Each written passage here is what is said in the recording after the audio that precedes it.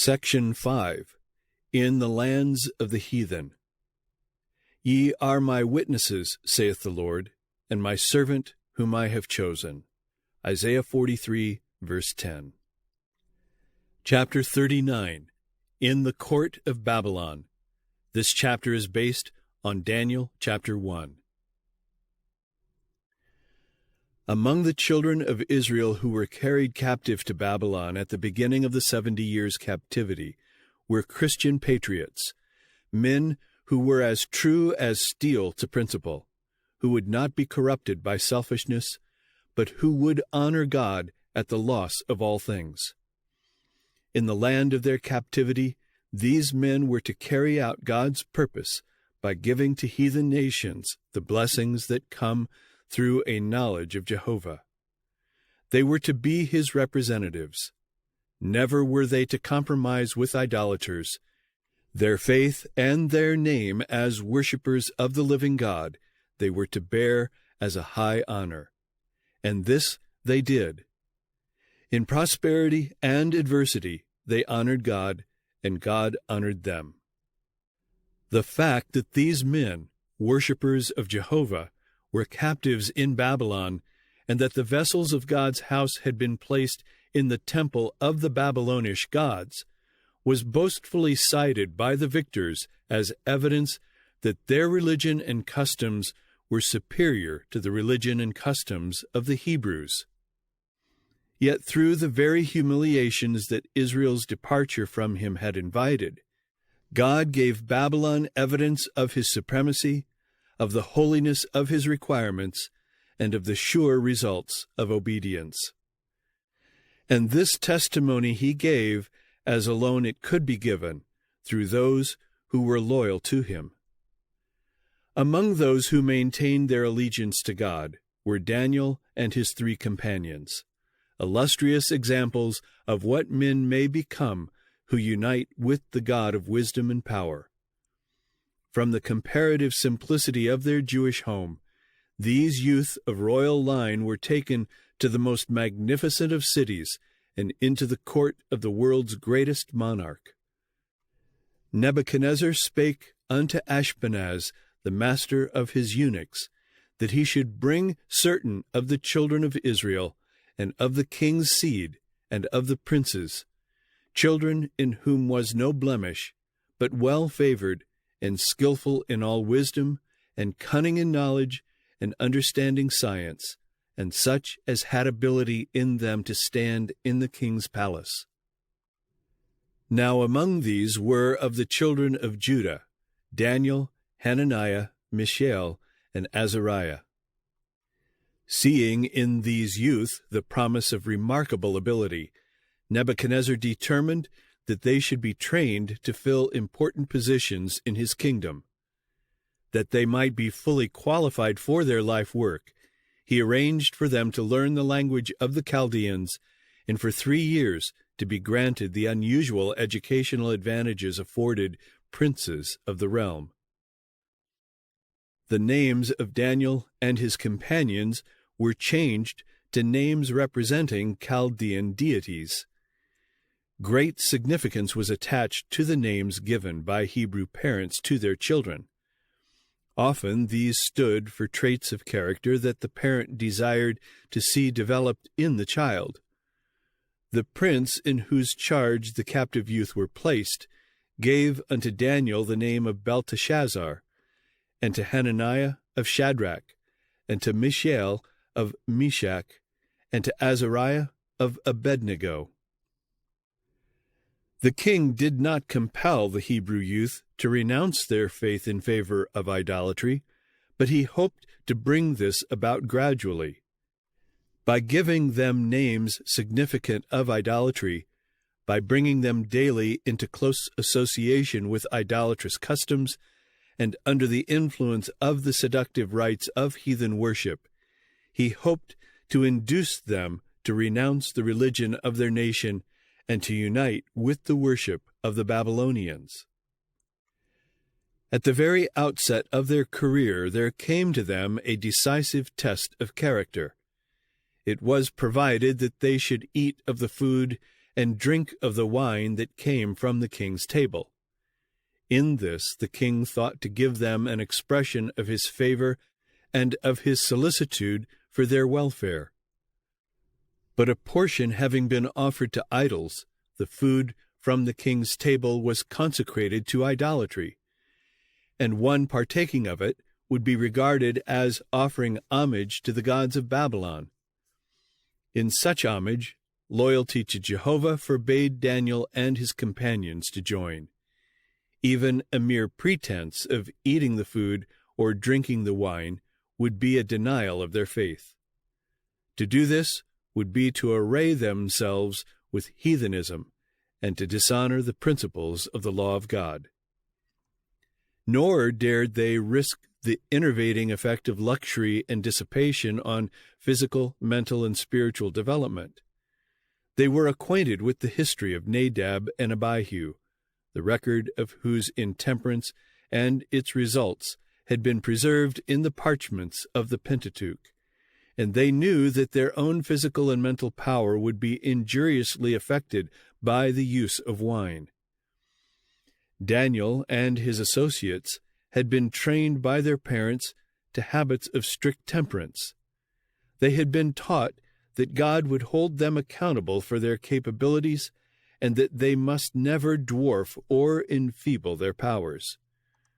This education was to Daniel and his companions the means of their preservation amidst the demoralizing influences of the court of Babylon. Strong were the temptations surrounding them in that corrupt and luxurious court, but they remained uncontaminated. No power, no influence could sway them from the principles they had learned in early life by a study of the Word and works of God. Had Daniel so desired, he might have found in his surroundings a plausible excuse for departing from strictly temperate habits. He might have argued that, dependent as he was on the king's favor and subject to his power, there was no other course for him to pursue than to eat of the king's food and drink of his wine. For should he adhere to the divine teaching, he would offend the king and probably lose his position and his life. Should he disregard the commandment of the Lord, he would retain the favor of the king and secure for himself intellectual advantages and flattering worldly prospects. But Daniel did not hesitate. The approval of God was dearer to him than the favor of the most powerful earthly potentate, dearer than life itself. He determined to stand firm in his integrity, let the result be what it might. He purposed in his heart that he would not defile himself with the portion of the king's meat, nor with the wine which he drank. And in this resolve he was supported by his 3 companions.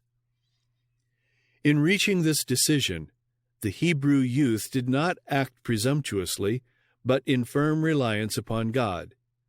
They did not choose to be singular, but they would be so rather than dishonor God. Should they compromise with wrong in this instance by yielding to the pressure of circumstances, their departure from principle would weaken their sense of right and their abhorrence of wrong. The first wrong step would lead to others until, their connection with heaven severed, they would be swept away by temptation. God had brought Daniel into favor and tender love with the prince of the eunuchs, and the request that he might not defile himself was received with respect. Yet the prince hesitated to grant it. "I fear my lord the king, who hath appointed your meat and your drink," he explained to Daniel. "For why should he see your faces worse liking than the children which are of your sort? Then shall ye make me endanger my head to the king." Daniel then appealed to Melzar, the officer in special charge of the Hebrew youth, requesting that they might be excused from eating the king's meat and drinking his wine. He asked that the matter be tested by a 10 days' trial, the Hebrew youth during this time being supplied with simple food, while their companions ate of the king's dainties. Melzar, though fearful that by complying with this request he would incur the displeasure of the king, nevertheless consented, and Daniel knew that his case was won. At the end of the 10 days' trial, the result was found to be the opposite of the prince's fears. Their countenances appeared fairer and fatter in flesh than all the children which did eat the portion of the king's meat. In personal appearance, the Hebrew youth showed a marked superiority over their companions. As a result, Daniel and his associates were permitted to continue their simple diet during their entire course of training. For 3 years the Hebrew youth studied to acquire the learning and the tongue of the Chaldeans. During this time they held fast their allegiance to God and depended constantly upon His power. With their habits of self-denial, they united earnestness of purpose, diligence, and steadfastness. It was not pride or ambition that had brought them into the king's court, into companionship with those who neither knew nor feared God. They were captives in a strange land, placed there by infinite wisdom. Separated from home influences and sacred associations, they sought to acquit themselves creditably for the honor of their downtrodden people and for the glory of Him whose servants they were. The Lord regarded with approval the firmness and self-denial of the Hebrew youth and their purity of motive, and His blessing attended them. He gave them knowledge and skill in all learning and wisdom, and Daniel had understanding in all visions and dreams. The promise was fulfilled, "Them that honor me, I will honor." 1 Samuel 2, verse 30. As Daniel clung to God with unwavering trust, the spirit of prophetic power came upon him. While receiving instruction from man in the duties of court life, he was being taught by God to read the mysteries of the future and to record for coming generations, through figures and symbols, events covering the history of this world till the close of time. When the time came for the youth in training to be tested, the Hebrews were examined with other candidates for the service of the kingdom. But among them all was found none like Daniel, Hananiah, Mishael, and Azariah. Their keen comprehension, their wide knowledge, their choice and exact language testified to the unimpaired strength and vigor of their mental powers. In all matters of wisdom and understanding that the king inquired of them, he found them 10 times better than all the magicians and astrologers that were in all his realm. Therefore stood they before the king. At the court of Babylon were gathered representatives from all lands, men of the highest talent, men the most richly endowed with natural gifts, and possessed of the broadest culture that the world could bestow. Yet among them all the Hebrew youth were without a peer.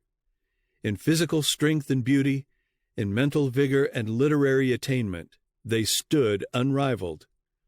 The erect form, the firm, elastic step, the fair countenance, the undimmed senses, the untainted breath, all were so many certificates of good habits, insignia of the nobility with which nature honors those who are obedient to her laws.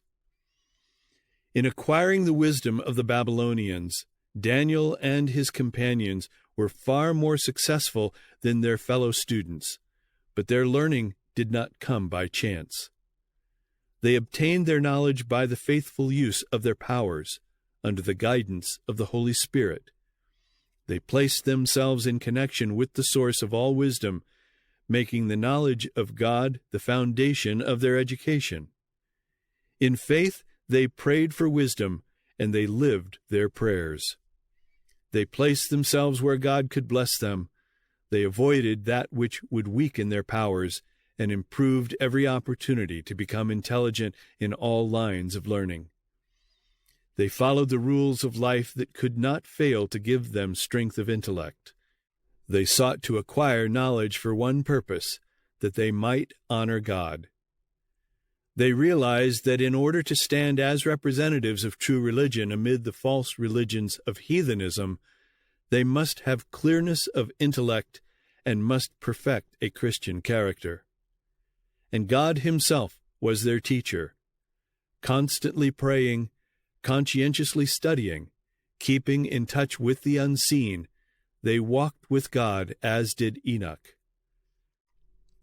True success in any line of work is not the result of chance or accident or destiny.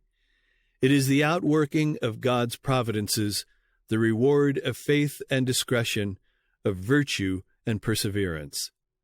Fine mental qualities and a high moral tone are not the result of accident. God gives opportunities.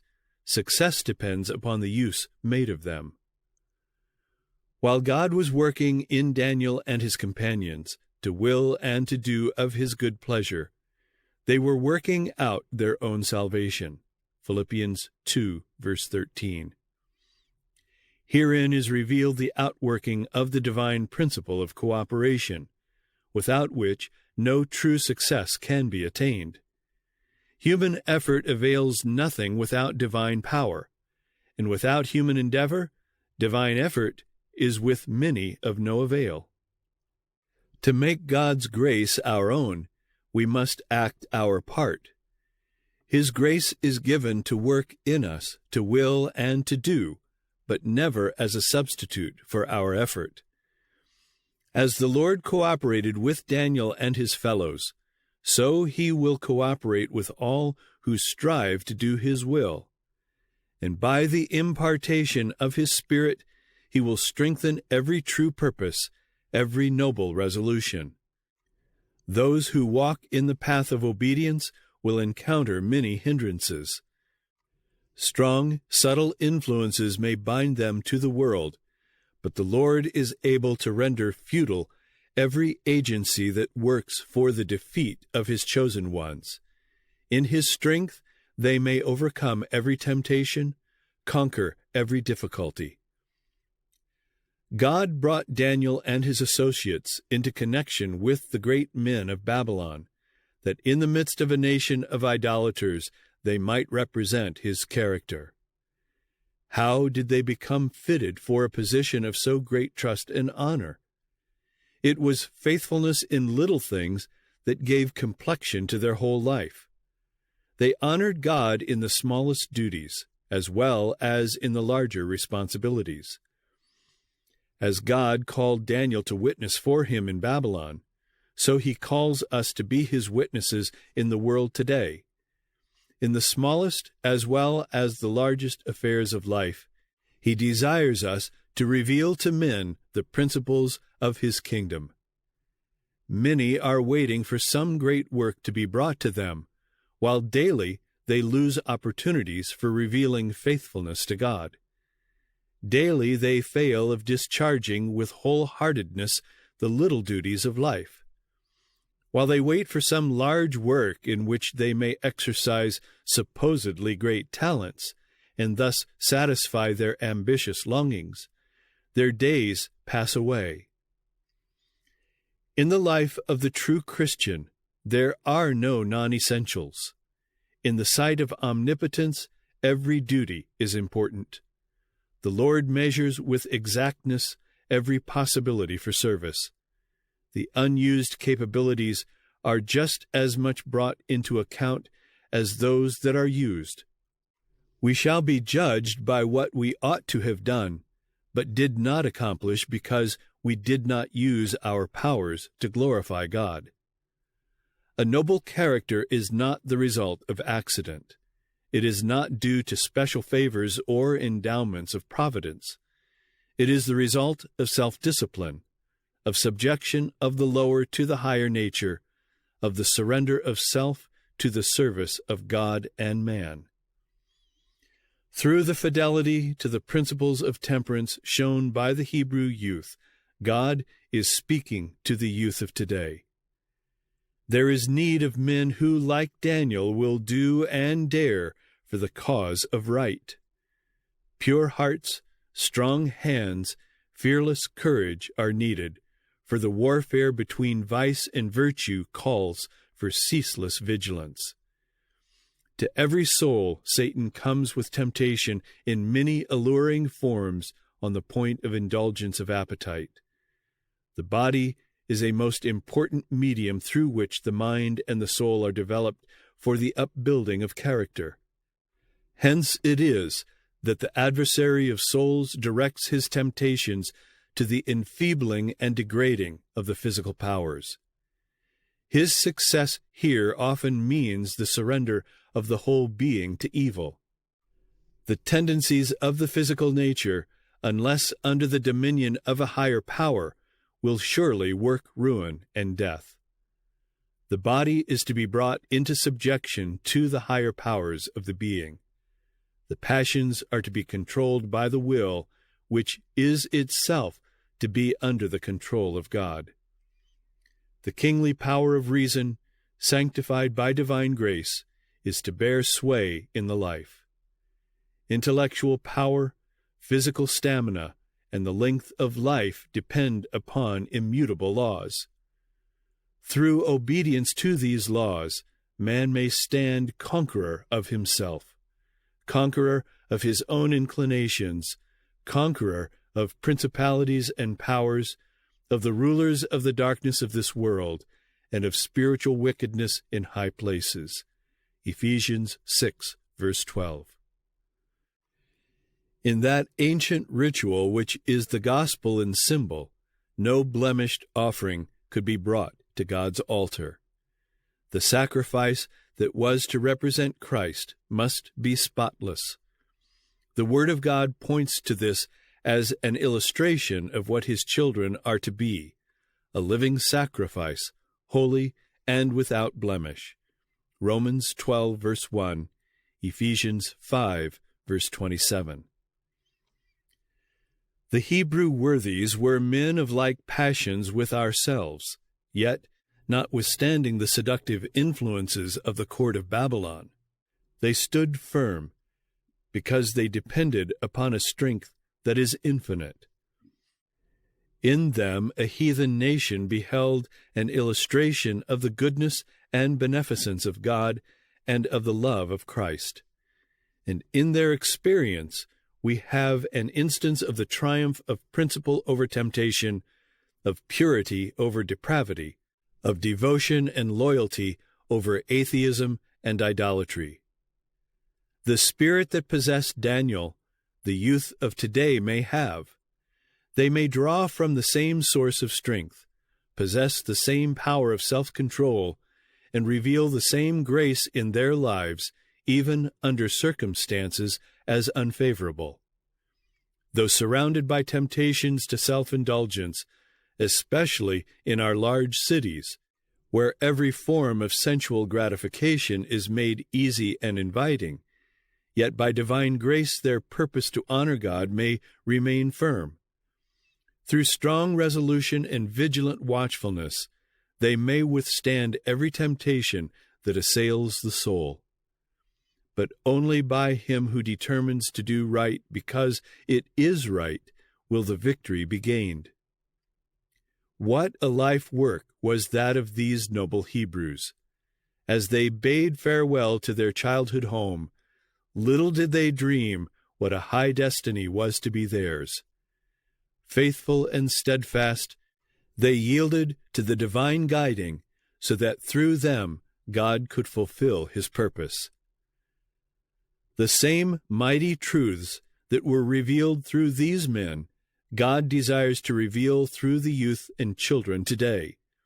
The life of Daniel and his fellows is a demonstration of what He will do for those who yield themselves to Him, and with the whole heart seek to accomplish His purpose.